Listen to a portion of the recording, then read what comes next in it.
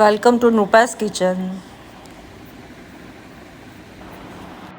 Hello, આજે આપણે restaurant style paneer makhani કે પનીર બટર મસાલા બનાવશું.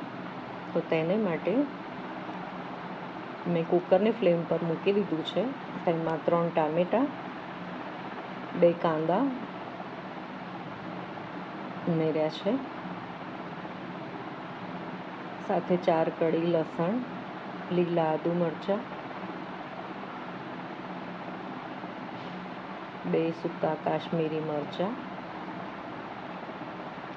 3 લીલી ઇલાયચી અને 1 મોટી કાળી ઇલાયચી, 4 લવિંગ અને થોડા દાણા મરીના પણ સાથે ઉમેર્યા છે. તેમાં 1 તમાલપત્ર પણ ઉમેરી દઈશું. હવે કાજુ અને બદામ થોડા ઉમેરી દઈશું. સાથે 1/2 કપ ખસખસ ઉમેરી છે. 1 કપ દૂધ પણ રેડી દઈશું આપણે.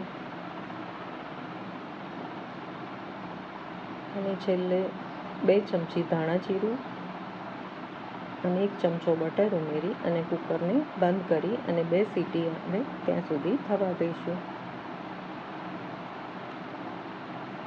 આ કૂક થઈ ગયા પછી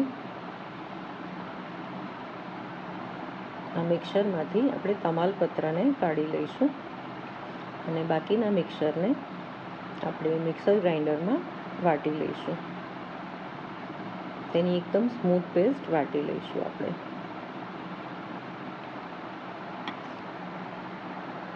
જુઓ કેવી સરસ સ્મૂથ પેસ્ટ થઈ ગઈ છે. હવે ધીમા ગેસે એક પેનમાં આપણે થોડું તેલ ઉમેરીશું, સાથે થોડું બટર પણ ઉમેરીશું.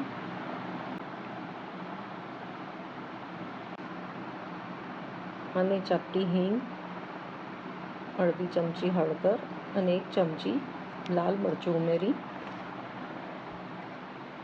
અને તેમાં પનીરના પીસીસ આપણે એડ કરી દઈશું અને સરખું સાતળી લઈશું. આમ કરવાથી શાકમાં પનીરનો ટેસ્ટ ખૂબ જ સરસ આવે છે. તમે મારી ચેનલ સબસ્ક્રાઈબ ન કરી હોય તો જરૂરથી કરી દેજો અને મારી વિડીયો પર લાઈક, કમેન્ટ, શેર જરૂરથી કરજો, જેથી હું આવી જ નવી રેસીપી પોસ્ટ કરી શકું. ત્યારબાદ આપણે વાટેલી ગ્રેવીને પનીરમાં એડ કરી દઈશું. મેં મિક્સી બાઉલમાં જ 1 કપ પાણી રેડી દીધું છે, જેથી તેમાં લાગેલી ગ્રેવી પાણીમાં મિક્સ થઈ જાય અને તેને પણ મેં શાકમાં ઉમેરી દીધું છે.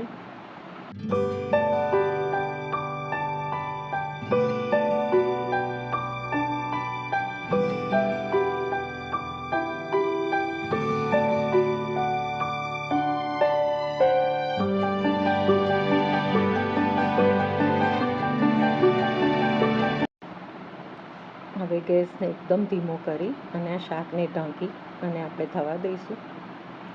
ઉપર તેલની તરી ન દેખાય ત્યાં સુધી થવા દઈશું. છેલ્લે હું મીઠું ભૂલી ગઈ હતી તો મીઠું ઉમેરી દીધું છે. ચપટી ગરમ મસાલો અને કસૂરી મેથી પણ ઉમેરી દીધી છે. અને છેલ્લે તાજી સમારેલી કોથમીરથી ગાર્નિશ કરી અને તેને ગરમા ગરમ સર્વ કરો પરોઠા, રાઈસ કે નાન સાથે. છે ને કેટલી ઇઝી રેસીપી છે. ફરી મળીશું નવી રેસીપી સાથે. ત્યાં સુધી આવજો.